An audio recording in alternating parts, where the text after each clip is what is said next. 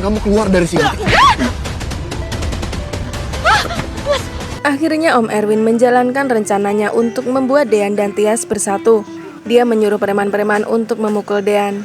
Lalu dia memancing Tias dan membawanya ke tempat di mana Dean dipukul oleh preman-preman bayarannya. Melihat Dean dipukul oleh mereka, Tias merasa sangat terkejut. Dia shock. Dia takut terjadi apa-apa kepada Dean. Di depan Tias, Om Erwin pura-pura terkejut. Padahal semua itu adalah rencananya agar Tias kembali perhatian kepada Dean kalau terjadi apa-apa kepada Dean. Ucapan Om Erwin membuat Tias semakin panik. Om Erwin mengatakan kalau Dean bisa mati dipukuli oleh banyak orang seperti itu. Tias mendesak Om Erwin untuk segera menolong Dean. Tias benar-benar tidak mau terjadi apa-apa kepada Dean. Tetapi sepertinya orang-orang yang memukul Dean bukanlah orang suruhan Om Erwin, karena mereka benar-benar memukul Dean. Dalam hatinya Dean berkata, kenapa mereka beneran memukul Dean tidak seperti rencananya dengan Om Erwin? Siapa mereka sebenarnya? Apakah mereka sengaja ingin mencelakai Dean?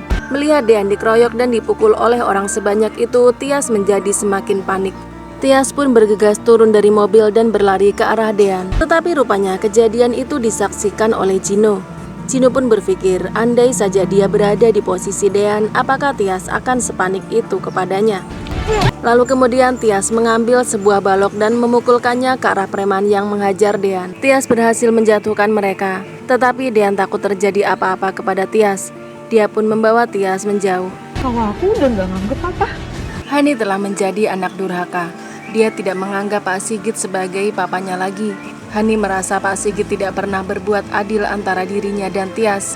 Menurut Hani, Pak Sigit hanya sayang kepada Tias dan selalu membela Tias.